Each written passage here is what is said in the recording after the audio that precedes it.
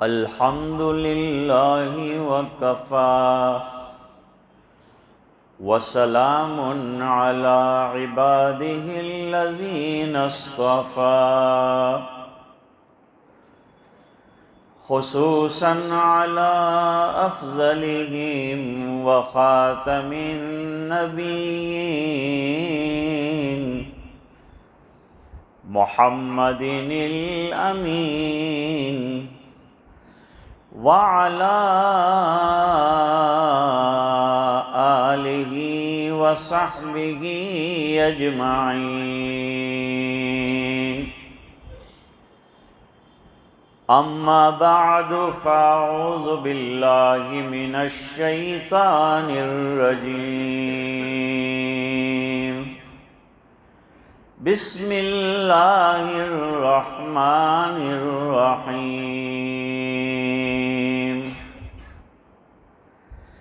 ألا إن أولياء الله لا خوف عليهم ولا هم يحزنون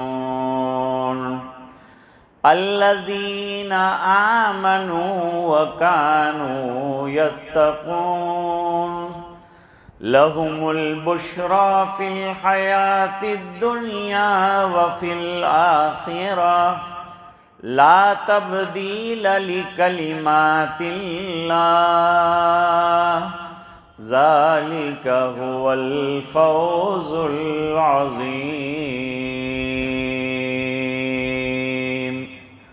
صدق الله العظيم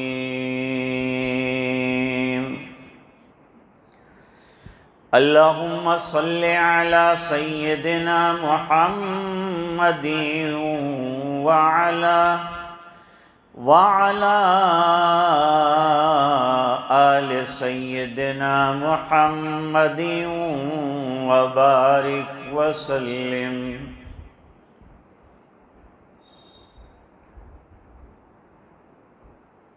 بزرگوں اور دینی بھائیوں،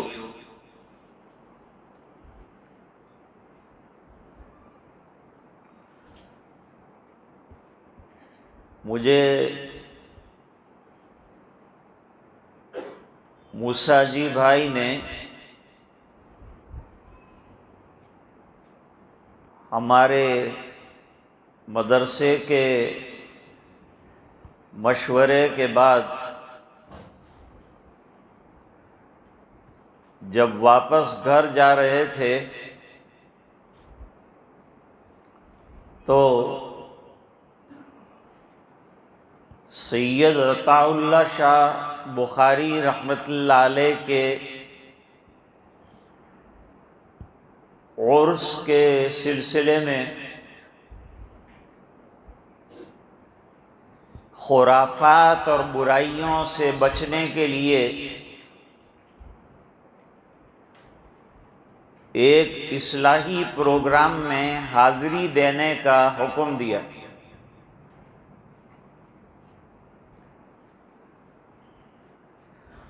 حضرت مولانا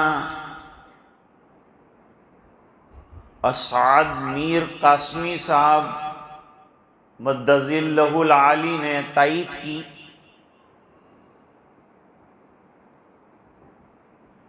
پھر یاد دلایا انہوں نے کہ تو نے اس تاریخ پر آنے کا وعدہ کیا ہے، تو بفضلہ تعالی آج ایک اللہ کے ولی کی نسبت سے حاضری ہوئی۔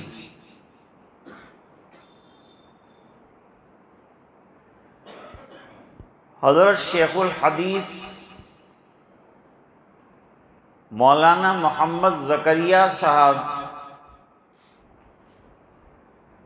مہاجر مدنی قدس سرہ العزیز نے تقریر بخاری میں لکھا ہے، فرمایا ہے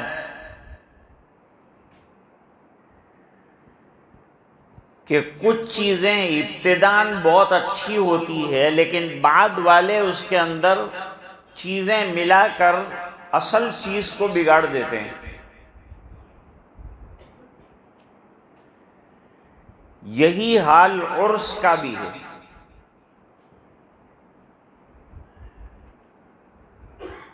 عرس کا جو لفظ ہے نا وہ تو عربی ہے،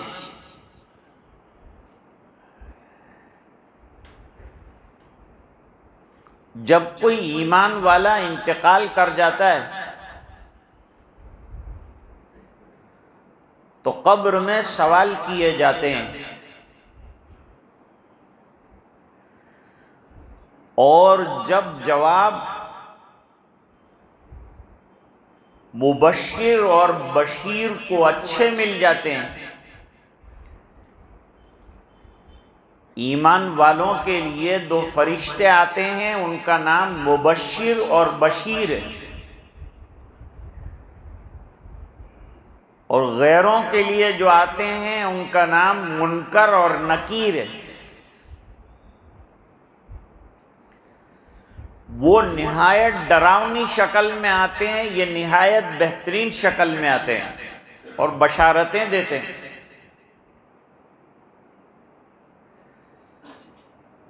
سوال ہو جانے کے بعد، جواب دے دیے جانے کے بعد، اور جواب کی تلقین بھی اللہ تعالیٰ ان ایمان والے اور اولیاء اللہ کو جنہوں نے زندگیاں دین پر گزاری ہیں وہاں تلقین فرما دیتے ہیں۔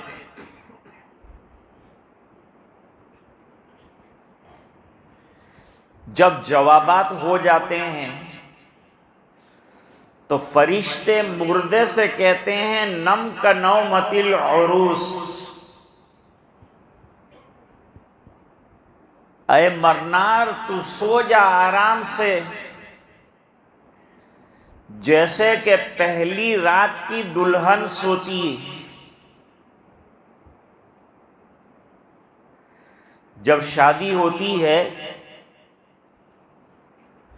تو دلہن کو ایک انتظار رہتا ہے،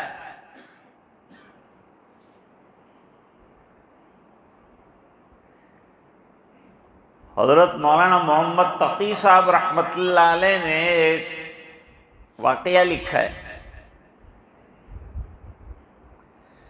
کہ سہیلیاں دلہن کو تیار کر رہی تھیں۔ آج کل دلہن کو تیار کرنے میں اسراف بہت ہو گیا، فضول خرچیاں بہت ہو گئی، اس کو بند کرنا چاہیے، سادگی ہونی چاہیے، اچھا لباس پہناؤ، سجاؤ، منع نہیں، لیکن میک اپ کرنا، لاکھوں روپیہ اس پر خرچ کرنا، مہندی کی رسم کرنا، ہلدی کی رسم کرنا، پیٹھی کی رسم کرنا، یہ سب ختم کر دینا چاہیے۔ ایک ایک پائی قیمتی ہے، اس کو بچاؤ، اسراف مت کرو، فضول خرچی مت کرو، اللہ کے یہاں جواب دینا پڑے گا، پیسہ نعمت ہے، دولت ہے، ایک ایک پائی کا حساب دینا ہے۔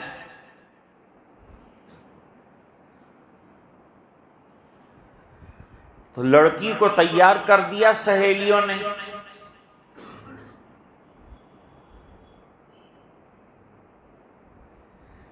اور تیار کرنے کے بعد ایک تو وہ قدرتی طور پر حسن موجود تھا، اور پھر تیار کیا تو حسن بڑھ گیا۔ تو لڑکیوں نے بڑی تعریف کی اس کے حسن و جمال کی، لیکن وہ خاموش تھی، کچھ بولتی نہیں تھی۔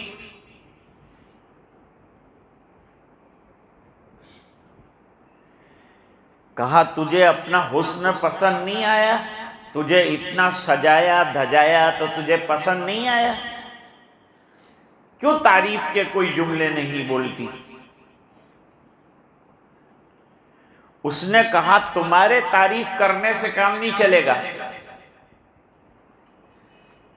جب رات میرا شوہر مجھے دیکھے گا، اس کی نظر مجھ پر پڑے گی، اور وہ مجھے حسن سے اور مجھ سے اطمینان کا اظہار کرے گا کہ میں تجھ سے خوش ہوں، تو سمجھو کہ یہ تمہارا تیار کرنا اور یہ سب محنت کرنا کام آیا۔ اس نے ایک جملہ کہا کہ سہاگن وہ جسے پیا چاہے، یعنی اصلی دلہن تو وہ ہے جس کو شوہر پسند کر لے، اور شوہر نے جب یوں کہہ دیا کہ مجھے تو پسند ہے زندگی بھر کے لیے، تو اس کی فکر ختم ہو جاتی ہے۔ اب یہ آرام سے بستر کے اوپر رات کو نیند گہری اس کو آتی ہے، کیونکہ تھکی آ رہی ہوتی ہے۔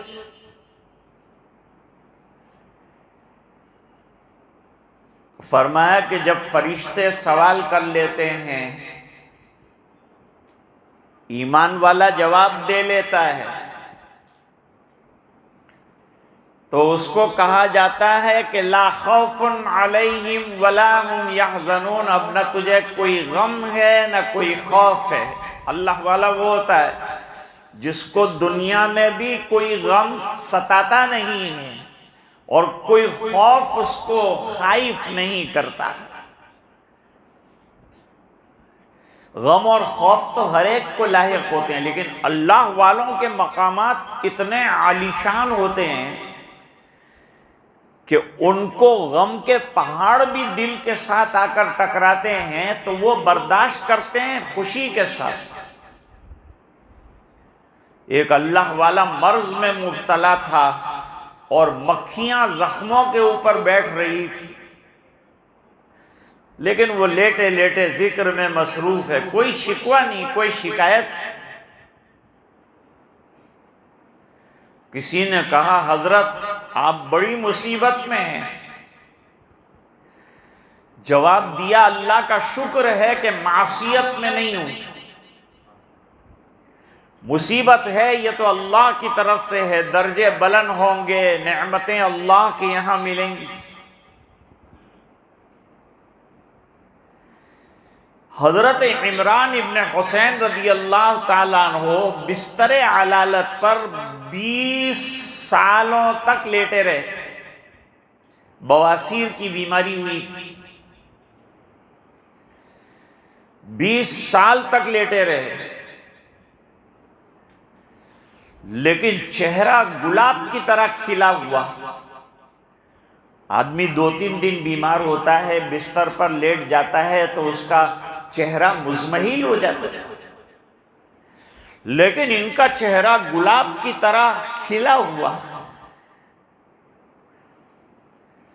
حضرت کیا بات ہے، آپ کے چہرے پر اتنی بشاشت ہے جیسے آپ کو کچھ ہوا ہی نہیں، حالانکہ آپ سخت مرض میں مبتلا ہیں، بستر علالت پر ہیں اور عرصہ دراز سے۔ جواب دیا میں جو اللہ کی طرف سے مصیبت آئی ہے، بیماری آئی ہے، اس بیماری پر صبر کرتا ہوں اور اللہ کا شکر یہ بجا لاتا ہوں کہ اس سے بڑی بیماری نہیں ہے مجھے۔ تو یہ صبر کرنے کی وجہ سے اللہ تعالیٰ صبح میں بھی فرشتے بھیجتے ہیں میری ملاقات کے لیے، اور شام کو بھی فرشتوں کا دیدار ہوتا ہے، اس لیے میرا چہرہ کھلا ہوا رہتا ہے۔ تو اللہ والے وہ ہوتے ہیں۔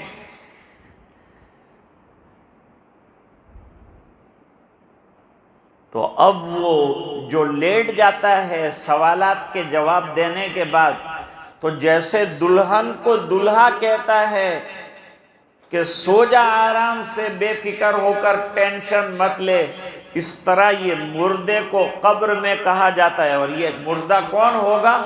جو اللہ کا ولی ہوگا، اللہ کا قریب ہوگا، اس کو یہ کہا جائے گا کہ اپنی قبر میں آرام سے ایسے لیٹ جا جیسے دلہن بے فکر ہو کر لیٹ جاتی ہے۔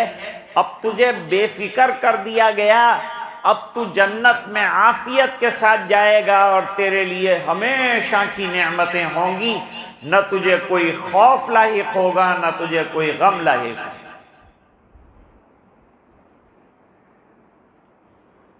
لیکن پھر یہ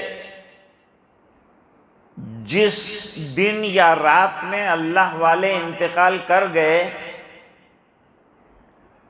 سال میں وہ ایک دن جب آتا ہے ان کے وصال کا، تو ان کے مجازین اور ان کے جو خلفاء جو انہوں نے دین کی محنت کے سلسلے میں چھوڑے ہیں، سلسلے کو آگے بڑھانے کے لیے، لوگوں کی اصلاح کے لیے، ان تمام کو یہ دن میں جمع کیا جاتا ہے۔ خلفاء جمع ہوتے ہیں اور جمع ہونے کے بعد آپس میں بحث و مباحثہ کرتے ہیں۔ مختلف علاقے سے آتے ہیں، کوئی کہاں سے آیا، کوئی کہاں سے آیا۔ اللہ والے دور دور سے، خواجہ معین الدین چشتی رحمت اللہ علیہ سنجر سے آئے، نظام الدین اولیاء رحمت اللہ علیہ کہاں سے آئے، یہ سید عطا اللہ شاہ بخاری بخارا سے آئے۔ دو سید عطا اللہ شاہ بخاری ہیں، ایک تو مرد آزادی امیر شریعت سید عطا اللہ شاہ بخاری، وہ بھی بہت بڑے اللہ کے ولی ہیں،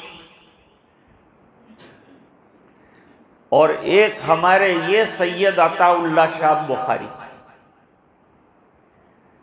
ابھی میری کھانے پر گفتگو ہو رہی تھی، مولانا نے ایک واقعہ سنایا ان کی ولایت اور ان کی بزرگی اور اللہ والے ہونے کا، کہ حضرت میر صاحب رحمت اللہ علیہ ان کے کچھ واقعات سنایا کرتے تھے، ان کے والد صاحب۔ انہوں نے سنایا کہ پہلے عطا اللہ شاہ صاحب جو ہیں لال دروازے والے بابا کے نام سے مشہور تھے، اور بالکل شہر سے الگ کٹ کر تنہائی کے اندر اکثر اللہ والے اپنے دین کی حفاظت کے لیے تنہائیوں میں جا کر عبادت کرتے تھے، جھونپڑیاں ڈال دیتے تھے، ایک دو بکریاں پال لیتے تھے، ان کا دودھ پی لیتے تھے، اور رات دن فتنوں کے ڈر سے شہر سے دور رہتے تھے۔ حضور پاک صلی اللہ علیہ وسلم نے فرمایا ایک زمانہ ایسا آنے والا ہے میرے صحابہ کہ تم چند بکریاں لے کر پہاڑ کی چوٹی پر چلے جاؤ گے، اور شہر اور بستی میں جو فتنے ہیں، جو دین پر حملہ آور ہونے والے ہیں، اس سے اپنے آپ کو بچا کے الگ رہو گے۔ ابھی بھی ہم لوگ جاتے ہیں کہیں پہاڑ پر، کہیں ندی کے کنارے پر، کہیں جنگلوں کے اندر اللہ والوں کے مزارات ملتے ہیں۔ یہ وہی لوگ ہیں جو بستی کو فتنوں کے ڈر کی وجہ سے چھوڑ کر اللہ اللہ کرنے کے لیے الگ چلے گئے۔ تو سید عطا اللہ بھی وہاں رہتے تھے۔ شہر میں بارش رک گئی، جب بارش رک گئی تو مختلف بزرگوں کے پاس دعا کرانے کے لیے لوگ گئے اور ان سے دعائیں کروائی، لیکن بارش نہیں ہوئی۔ لیکن کسی نے کہا کہ لال دروازے والے بابا جو بالکل تنہائی میں اس زمانے میں، ابھی تو لال دروازہ شہر میں آ گیا، وہاں بیٹھے ہیں، ان سے دعا کراؤ۔ شہر والے وہاں پہنچے اور وہاں جا کر ان سے دعا کی درخواست کی کہ حضرت دعا کیجئے کہ اللہ تعالیٰ بارش برسائیں۔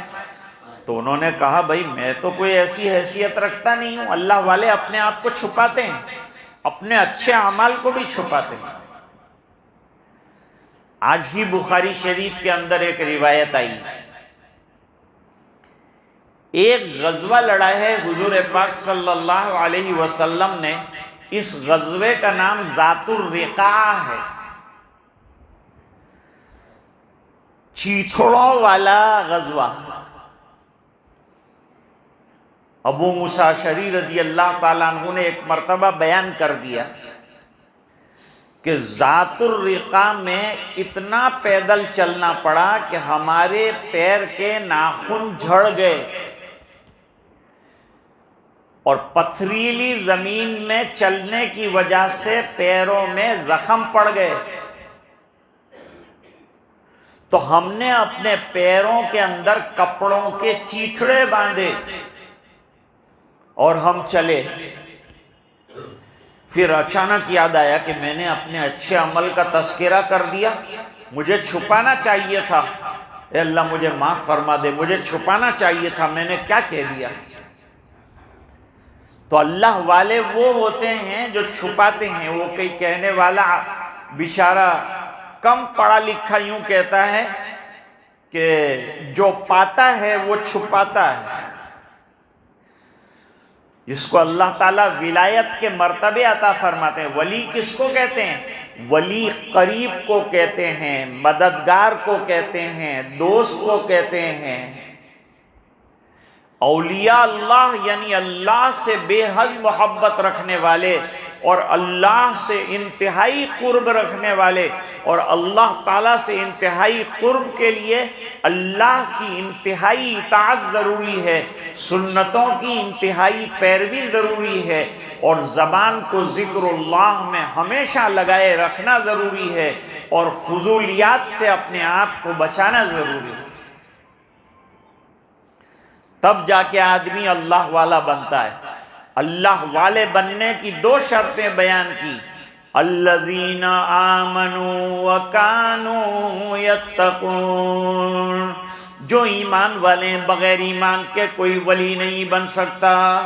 سب سے پہلا ولی نبی ہوتا ہے, پھر صحابہ ہوتے ہیں, پھر تابعین ہوتے ہیں. یہ سب اولیاء اللہ یعنی اللہ کے قریب لوگ ہیں. ولی کے معنی قریب, ولی کے معنی دوست. لوگ دنیا والوں کو دوست بناتے ہیں, اللہ والے اللہ کو دوست بناتے ہیں.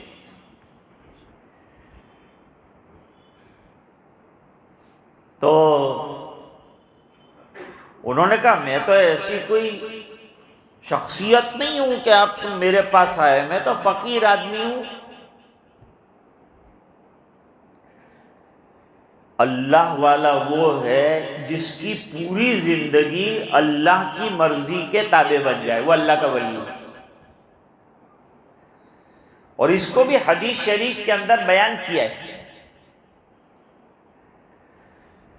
حدیث شریف حدیث قدسی ہے. اللہ فرماتے ہیں بندہ نمازوں کے ذریعے سے میرے قریب ہوتا رہتا ہے. سب سے زیادہ اللہ کا قرب جو نصیب ہوتا ہے فرض نمازوں سے ہوتا ہے. فرض نمازوں کو معمولی مت سمجھو. اللہ سے کانٹیکٹ میں اور قرب میں بڑا مقام ہے نماز کا. فرض نماز, پہلے فرض نماز پابندی کے ساتھ فرض نماز پڑھ لی, اور اب بھی آپ کو اپنا تعلق اللہ تعالیٰ کے ساتھ مزید بڑھانا ہے, آگے قرب حاصل کرنا ہے, قرب کے درجات حاصل کرنے ہیں, تو کثرت سے نفل پڑھنے پڑیں گے. فرمایا کہ بندہ اتنا ذکر کرتا ہے, اتنی نوافل پڑھتا ہے کہ میں اس کی آنکھیں بن جاتا ہوں جس سے وہ دیکھتا ہے, میں اس کی زبان بن جاتا ہوں جس سے وہ بولتا ہے, میں اس کے کان بن جاتا ہوں جس سے وہ سنتا ہے. جس کا مطلب یہ ہوا کہ اس کی جو مرضی ہے اس نے اپنی مرضی کو اللہ کی مرضی کے تابع کر دیا. جو اللہ کی مرضی کے جتنا اپنے آپ کو تابع کرے گا اتنا اونچا درجے کا وہ اللہ کا ولی بنے گا. اور پھر فرمایا کہ اس کی زندگی کے اندر تقوی ہونا چاہیے. تقوی 3 چیزوں کا نام ہے کہ معصیات سے بچنا, اعمال صالحہ کا انجام دینا, اور گناہوں پر ندامت اور توبہ اور رات دن رونا. رابعہ بصری رحمت اللہ علیہا ولیہ ہیں. رات کو اچھا لباس پہن کر شوہر کے پاس جاتی تھی اور کہتی تھی کہ تمہارا حق ہے, بولو, ضرورت ہے میری. اگر شوہر کہتے مجھے ضرورت نہیں ہے آپ کی، آپ عبادت میں لگ جائیے، تو اپنی گودڑی پہن کر عبادت کے اندر لگ جاتی تھی، پوری رات جو ہے عبادت کے اندر گزارتی تھی، اور یہ کہتی تھی کہ اے اللہ، لوگ تجھ سے دنیا کی ضرورتیں مانگتے ہیں اور میں تجھ سے تجھ کو مانگتی ہوں۔ اللہ سے اللہ کو مانگنا۔ کوئی تجھ سے کچھ، کوئی کچھ چاہتا ہے، میں تجھ سے ہوں یا رب طلبگار تیرا۔ تو اللہ والے ایسے ہوتے ہیں، اتنا ان کا اونچا مرتبہ اور اتنا اونچا مقام ہوتا ہے کہ چھوٹے موٹے جو حالات اور مصیبتیں آتی ہیں اس میں ہم لوگ بے چین، پریشان، نمازوں سے دور، عبادتوں سے دور اور بالکل بنجر زندگی گزارتے ہیں، اللہ والے جتنی پریشانی آتی ہے اتنے اللہ کی طرف متوجہ ہوتے ہیں اور اللہ کی طرف رجوع کرتے ہیں۔ یہ چیز ان کو اللہ کا ولی بنا دیتی ہے، اللہ کا قرب نصیب ہوتا ہے۔ ذکر کی کثرت اور اطاعت حق یہ اللہ کے قریب ہونے کا بہترین وسیلہ ہے اور ولی بننے کا بہترین طریقہ ہے۔ عجیب بات ہے، صحابہ کرام کے حالات میں ذکر کیا ہے کہ پوری رات عبادت کرتے ہیں، تہجد پڑھتے ہیں۔ ولایت حاصل کرنا ہے تو تہجد کا پڑھنا ضروری ہے۔ غوث اعظم سیدنا عبد القادر جیلانی رحمۃ اللہ علیہ نے فرمایا کہ ولایت کا پہلا زینہ نفلی نمازوں میں تہجد کا ادا کرنا ہے۔ تہجد کو تہجد کیوں کہتے ہیں؟ تہجد کہتے ہیں وجود سے نکلا ہے، یہ لفظ جو ہے وجود سے نکلا ہے، اور وجود کے معنی نیند سے اٹھ کر کھڑے ہونا۔ تو جب رات کو آدمی کو نیند آ رہی ہو اور وہ نیند میں سے اٹھ کر کھڑا ہوتا ہو اور کھڑا ہو کر وضو بناتا ہو اور اللہ کے سامنے کھڑا ہو جاتا ہو، تو فرماتے ہیں یہ تہجد کی نماز ہے جو آدھی رات کے گزرنے کے بعد یہ وقت شروع ہو جاتا ہے۔ تہجد کے بڑے فضائل جو ہیں واقع ہوئے ہیں۔ پچھلی رات میں اللہ تعالیٰ سمائے دنیا پر نزول فرماتے ہیں اور اعلان فرماتے ہیں ہے کوئی مغفرت کا طلبگار کہ میں مغفرت کر دوں، اور ہے کوئی روزی کا طلبگار کہ میں اس کو روزی دے دوں۔ جب اللہ دینے کے دروازے کھولتے ہیں، جب ہم لوگ دروازے بند کر کے سوئے ہوئے ہوتے ہیں، اللہ سے محبت پیدا کرو، اللہ سے تعلق پیدا کرو، تو اللہ تعالی اپنی ولایت سے اور محبت کے باب سے سرفراز فرما کر قرب کے منازل اور قرب کے درجات عطا فرمائیں۔ حضرت عبداللہ ابن مسعود رضی اللہ تعالیٰ عنہ کی روایت ہے، حضور پاک صلی اللہ علیہ وسلم کے پاس ایک شخص آیا، اس نے آ کر کہا حضرت میں صالحین سے، اللہ والوں سے محبت رکھتا ہوں لیکن ان کے برابر اعمال نہیں کر پاتا ہوں، تو اب میرا کیا ہوگا؟ حضور پاک صلی اللہ علیہ وسلم نے بڑا پیارا جواب دیا، فرمایا المرء مع من احب، انسان کا حشر اسی کے ساتھ ہوگا جس کے ساتھ محبت ہوگی۔ تو اللہ والوں کے پاس بیٹھنا، ان سے محبت رکھنا، یہ ہم کو ولایت تک پہنچائے گا۔ جیسے عطر والے کے پاس بیٹھو تو خوشبو ملتی ہے، اس طرح اللہ والے کے پاس بیٹھو تو اللہ ملتا ہے۔ حدیث شریف میں فرمایا اللہ والا کون ہے؟ فرمایا اللہ والا وہ ہے جس کے پاس بیٹھو تو اللہ یاد آ جائے، اس کی محفل میں اللہ کی یاد آئے، دنیا سے دل اکھڑنے لگے اور اللہ سے دل لگنے لگے، سمجھو کہ یہ اللہ والے کی مجلس۔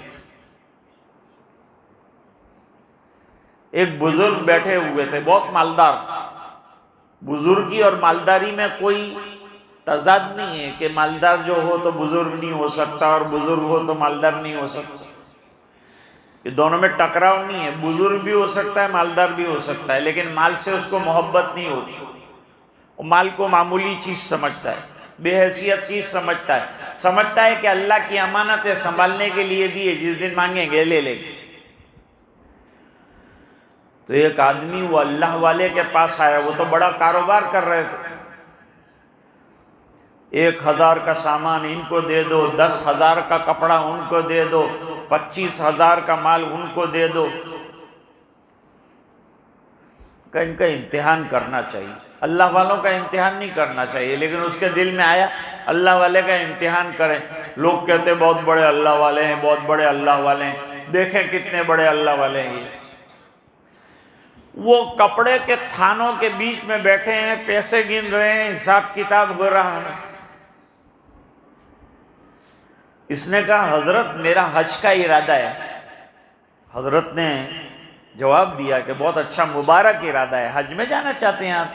اللہ تعالیٰ آپ کو حج میں لے جائیے. اس زمانے میں حج میں جانا مشکل کام ہوتا تھا. آج کی طرح نہیں ہے کہ بیچارے چھوڑ کر جو آتے ہیں وہ گھر پہنچے اس سے پہلے وہ عمرے سے وہاں فارغ ہو جاتے ہیں. وہ دور نہیں تھا. وہاں تو بڑی مشکلات کے بعد جہازوں میں جاتے تھے، گرتے پڑتے اٹھتے بیٹھتے تکالیف برداشت کرتے ہوئے ایک ایک حج کیا جاتا تھا. 6 ماہ گزر جاتے تھے. جب حاجی بیچارہ زندہ آیا تو آیا، نہیں آیا تو بھول جاؤ. حضرت نے کہا بالکل جائیے، حج کے لیے جانا ہے نا، ضرور جاؤ. کہ حضرت جی چاہتا تھا کہ آپ بھی میرے ساتھ چلیں. وہ یہی سوچتا تھا کہ یہ تو ہزاروں کے اندر لاکھوں کے اندر کھیل رہے ہیں، یہ تھوڑے حج کے لیے تیار ہوں گے. انہوں نے پیسے پٹ کے کپڑا ادھر رکھا، کملی ڈالی کندھے پر، کہا چلو بھائی چلتے ہیں حج کے لیے. حضرت یہ مال کا کیا ہوگا؟ تو کہا مال کی تو مال میرا ہے تو مجھے فکر کرنی ہے، تجھے اس کی کیا فکر ہے؟ تو حضرت آپ کیسے نکلیں گے؟ کیسے تو کیسے نکلنے کا ہے؟ کہ میری تو کوئی تیاری نہیں ہے. کہ میری تیاری ہے، سب چھوڑ دوں گا اور اللہ کے دروازے پہ جانا ہے. لبیک، اگر میری منظور ہے، اللہ کے یہاں جانا ہے مجھے تو مجھے کوئی رکاوٹ نہیں، چل تیار ہو جا. وہ تیار نہیں تھا اور حضرت تیار تھے. اس نے کہا یہ ہے اللہ والا. اس کو اللہ والا کہتے ہیں. کبھی کبھی اللہ تعالیٰ اپنے بندوں کو اللہ والا بنانے کے لیے کوئی اور اپنا مخصوص بندہ چننے کے لیے کوئی ایسا واقعہ پیش آتا ہے اور ایسی چیزیں سامنے لاتے ہیں کہ آدمی کی پوری زندگی تبدیل ہو جاتی ہے اور وہ کیا کا کیا بن جاتا ہے. بادشاہ تھا، وہاں سے جا کر اللہ کی ولایت کے درجے میں پہنچا.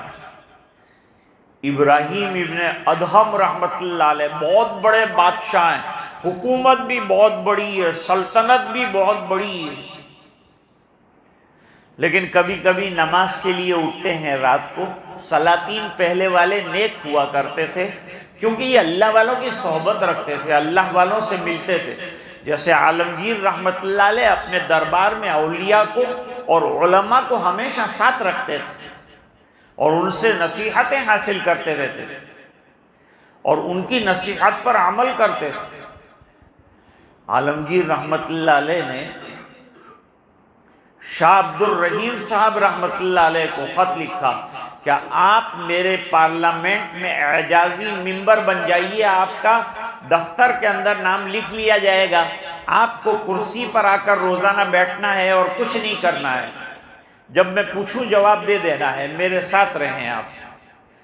حضرت نے جواب لکھا کہ تیرے دفتر میں اور درباریوں کے دفتر میں نام لکھوا کر میں اللہ تعالیٰ کی ولایت والے دفتر سے نام کٹوانا نہیں چاہتا، لہذا میرا دربار کے اندر کوئی کام نہیں. عالمگیر روزانہ وہ تہجد میں خط پڑھتے تھے، زار و قطار روتے تھے اور رو کر اللہ سے جو ہے دعائیں کرتے تھے.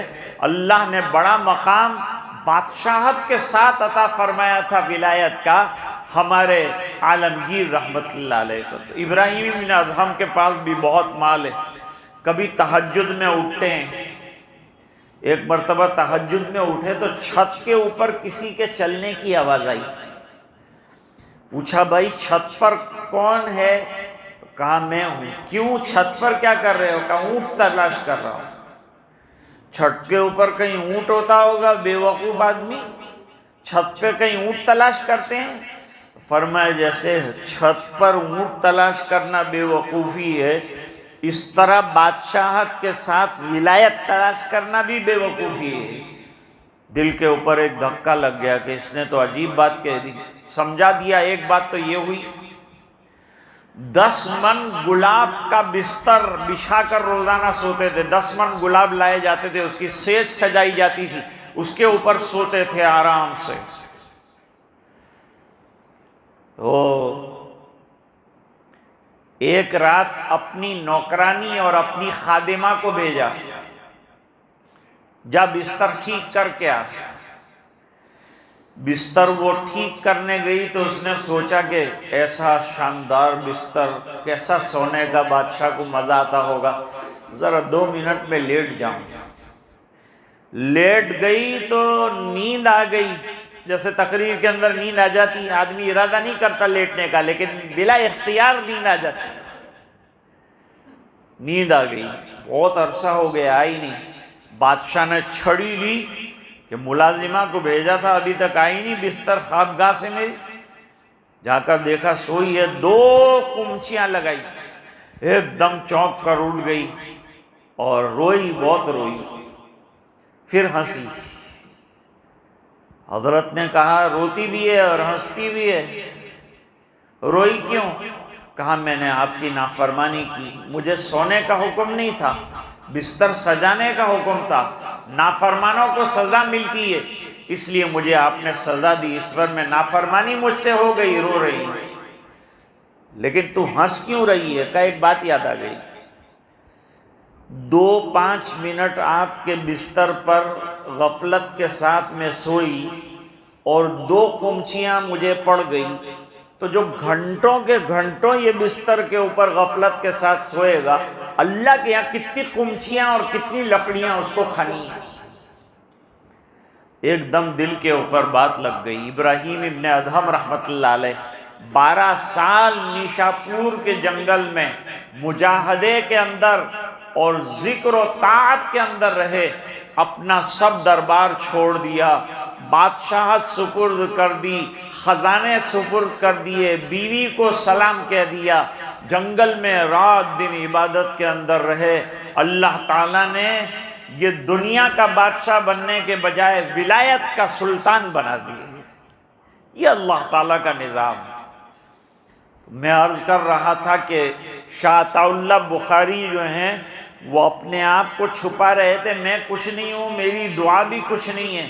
لیکن لوگ پیچھے پڑ گئے کہ تم نے دعا کرવી પડે. આ વરસાદ આવતો નથી ને તમને દુઆ કરવી જરૂરી છે. જે બી હોય તમે તે અમને ખબર નથી પણ તમારે દુઆ માટે હાથ ઉપાડવા પડે. اچھا بھاگے، اپنے جھونپڑے سے نکل کر بھاگے. اب وہ آگے اور لوگ ان کے پیچھے دوڑتے رہے، بھاگتے رہے، یہاں تک کہ جہاں ابھی لیٹے ہیں وہاں آ کے تھک گئے. دوڑ دوڑ کے تھک گئے اور تھک کے انہوں نے ہاتھ بلند کر دیے کہ اللہ یہ مخلوق مانتی نہیں، میں کچھ جانتا نہیں، تو اپنے فضل سے جو ہے بارش برسا دے. فوری طور پر بارش برس گئی اور اس کے بعد اسی جگہ پر حضرت کا انتقال ہو گیا. بخارا سے تشریف لائے تھے، یہاں آرام فرما ہے. اللہ والوں کے مزاروں سے ہمیں کچھ لینا نہیں ہے، فاتحہ خوانی کرنی ہے، سبق حاصل کرنا ہے. کتنی دور سے آئے تھے، دین کی بقا کے لیے اور تبلیغ کے لیے کتنی محنت کی. خواجہ نظام الدین اولیاء رحمت اللہ علیہ نے کتنی محنت کی، اور خواجہ معین الدین چشتی رحمت اللہ علیہ نے 60-70 سالوں تک غیروں کے اندر رہ کر کتنا بڑا کام انجام دیا. اب ان کو ولی نہیں کہیں گے تو کن کو ولی کہیں گے؟ یہ ہیں اولیاء اللہ، یہ ہیں اللہ سے محبت رکھنے والے. تو جو اللہ سے محبت رکھتا ہے اللہ تعالیٰ بھی اس سے محبت رکھتے ہیں.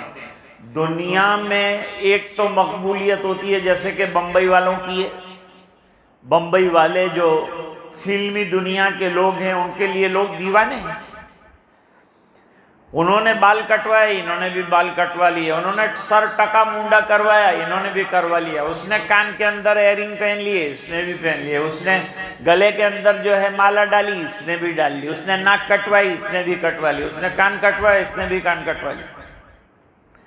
اتنی محبت ہے، فین ہو گئے ان کے۔ اور اس کی ایک جھلک دیکھنے کے لیے ہمارے اللہ والوں کی جھلک دیکھو۔ میرے خسر تھے مولانا سید عبدالحق صاحب قادری، وہ مرحوم جو انگلینڈ سے لوگ آتے تھے تو پہلے دستور تھا کہ انگلینڈ سے آئے باہر سے آئے پیسہ جمع کر کے لاتے تھے اور پھر دہلی جاتے تھے، تاج محل دیکھتے تھے، قطب مینار دیکھتے تھے، لال قلعہ دیکھتے تھے، جامع مسجد دیکھتے تھے۔ تو ہمارے مولانا عبدالحق صاحب کہتے تھے کہ قطب ہیں اور ابدال ہیں اور تاج محل ہیں اور لال قلعہ ہیں، سب علماء جتنے ہیں ان کو دیکھو، یہ پتھروں کو دیکھنے سے تمہاری زندگی نہیں بدلے گی، یہ اللہ والوں کو دیکھو، ان کی صحبت میں بیٹھو تو انشاءاللہ تمہاری زندگیوں کے اندر تبدیلی آئے گی، تمہاری زندگی کے اندر انقلاب آئے گا۔ وہ پتھروں پر محنت کی تو پتھر مشہور ہوئے، اگر انہوں نے انسانوں پر محنت کی ہوتی تو آج انسان دیکھنے کی چیز بن گئے ہوتے۔ تو اصل چیز یہ ہے کہ اللہ والوں کا کام ہے اللہ اللہ کرنا، اللہ سے تعلق رکھنا۔ جب اللہ تعالیٰ کسی بندے سے محبت کرتے ہیں تو حدیث شریف میں فرمایا کہ ساتویں آسمان کے اندر جبریل علیہ السلام سے فرماتے ہیں کہ میں فلان بندے سے محبت کرتا ہوں، تم بھی اس سے محبت کرو۔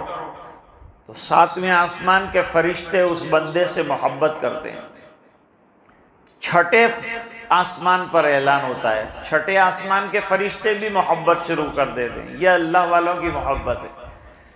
پھر پانچواں، چوتھا، تیسرا، دوسرا، آسمانوں پر اعلان ہونے کے بعد زمین پر اعلان شروع ہوتا ہے کہ فلان بندے سے اللہ تعالیٰ محبت رکھتے ہیں، اے لوگو تم بھی اپنے دل میں ان کی جگہ بناؤ اور ان سے محبت کرو۔ یہ ہیں اللہ والے۔ جو شہرت نیچے سے چل کر اوپر جاتی ہے وہ دھڑام سے گر جاتی ہے، لیکن جو مقبولیت اللہ کی طرف سے چلتی ہے وہ مرتے دم تک ٹوٹی ہوئی چٹائیوں کے اوپر بھی اللہ تعالیٰ باقی رکھتے ہیں۔ مجھے حکم تھا کہ اس موقع سے جو ہے چند باتیں آپ کی خدمت میں عرض کی جائیں، اور ان حضرات کا حکم بھی تھا اور دعوت تھی، تو یہ چند باتیں میں نے عرض کی ہیں۔ اللہ تعالیٰ ہم سب کو عمل کرنے کی توفیق عطا فرمائے۔ میں نے آیت کریمہ بھی اسی نسبت سے پڑھی ہے۔ اللہ تعالیٰ فرماتے ہیں یاد رکھو، خبردار رہو، اللہ تعالیٰ کے اولیاء وہ ہیں جو ایمان کے ساتھ اور تقوی کے ساتھ زندگی گزارتے ہیں۔ غم اور حالات تو ان پر بھی آتے ہیں لیکن وہ دنیا میں ان کو خاطر میں نہیں لاتے، دوسروں کی طرح واویلا نہیں مچاتے۔ یہی ان کا اور اللہ والوں کا فرق ہے۔ ان کے لیے دنیا میں بھی بشارت ہے، قبر میں بھی بشارت ہے، آخرت کے اندر بھی بشارت ہے، اور اللہ تعالیٰ کے کلمات بدلنے والے نہیں ہیں۔ اور جس کو یہ مرتبہ ملا بلند، جس کو مل گیا، ہر مدعی کے واسطے دار و رسن کہاں، اس پر اللہ تعالیٰ فرماتے ہیں یہ بڑی کامیابی ہے جو اللہ تعالیٰ اپنے کسی مقبول بندے کو عطا فرمائے۔ اللہ تعالیٰ مرحوم شاہ صاحب کی مغفرت فرمائے، اعلیٰ علیین میں جگہ عطا فرمائے، اور جو کمیٹی اور جو حضرات ہر سال خرافات سے بچانے کے لیے اور اچھائیوں کے لیے یہ خیر اور خوبی کا کام کر رہے ہیں، اللہ تعالیٰ اس کو جاری ساری رکھے۔ مولانا اسد میر صاحب فرما رہے تھے کہ میرے والد صاحب بھی آتے تھے یہاں بیان میں، مولانا احمد اللہ صاحب رحمۃ اللہ علیہ بھی آتے تھے۔ اس زمانے سے یہ مبارک سلسلہ جو ہے جاری تھا، بیچ میں چند سالوں کے لیے بند ہوا، اس سے پہلے بندہ بھی حاضر ہوا ہے، اور پھر دوبارہ ان حضرات نے جو ہے نقل و حرکت کی اور ہم لوگ اس سلسلے میں جمع ہوئے، اللہ تعالیٰ یہ جمع ہونا قبول فرمائے۔ بسم اللہ الرحمن الرحیم۔ اللہم لک الحمد کما ینبغی لجلال وجہک وعظیم سلطانک، اللہم صلی علی محمد وعلی آل سیدنا محمد وبارک وسلم۔ ربنا آتنا فی الدنیا حسنہ وفی الآخرۃ حسنۃ وقنا عذاب النار، وقنا عذاب القبر، وقنا عذاب الحشر، وقنا عذاب الفقر، وقنا عذاب الدین، واحشرنا یوم القیامۃ مع الابرار۔ ربنا لا تزغ قلوبنا بعد إذ هديتنا وهب لنا من لدنك رحمة إنك أنت الوهاب۔ ربنا إنك جامع الناس ليوم لا ريب فيه إن الله لا يخلف الميعاد۔ ربنا اغفر لنا ذنوبنا وإسرافنا في أمرنا وثبت أقدامنا وانصرنا على القوم الكافرين۔ اے اللہ ہمارے گناہوں کو معاف فرما، کوتاہیوں سے درگزر فرما، اپنا فضل اور کرم شامل حال فرما، رحم کے اور کرم کے فیصلے فرما، اپنی رضا دائمی عطا فرما۔ اے اللہ ہمیں بھی اپنا قریب بنا دے، اور اے اللہ تیرے دین کا خادم بنا دے، اور اے اللہ اپنے فضل سے ہمیں منظور اور قبول فرما دے، اور اے اللہ ہماری اولاد کو اور احفاد کو قبول فرما دے۔ اے اللہ یہ ادارہ جو یہاں چل رہا ہے اس کو قبولیت عطا فرما، اور اے اللہ اس کے چلنے کی شکلیں پیدا فرما، جو رکاوٹیں ہوں اپنے فضل سے دور فرما۔ شہر میں جتنے ادارے چل رہے ہیں اللہ تمام کی حفاظت فرما، پڑھنے پڑھانے والوں کی حفاظت فرما، علماء کی حفاظت فرما، طلباء کی حفاظت فرما، جملہ مسلمانان عالم کی حفاظت فرما۔ اے الہ العالمین بیماروں کو شفا عطا فرما، مرحومین کی مغفرت فرما، علیین میں بہترین مقام عطا فرما۔ اے اللہ ہمارے جمع ہونے کو قبول فرما۔ اے اللہ جو اس سلسلے میں محنت ہوئی اس محنت کو بھی اپنے فضل سے منظور اور قبول فرما۔ اے الہ العالمین پورے مجمع کی مغفرت فرما، امت کے ایک ایک فرد کی مغفرت فرما، اور یہ دعائیں اپنے فضل و کرم حبیب پاک صلی اللہ علیہ وسلم کی برکت سے منظور فرما، برحمتک یا ارحم الراحمین۔ مسافے کی زحمت نہ فرمائیں۔ السلام علیکم ورحمۃ اللہ وبرکاتہ۔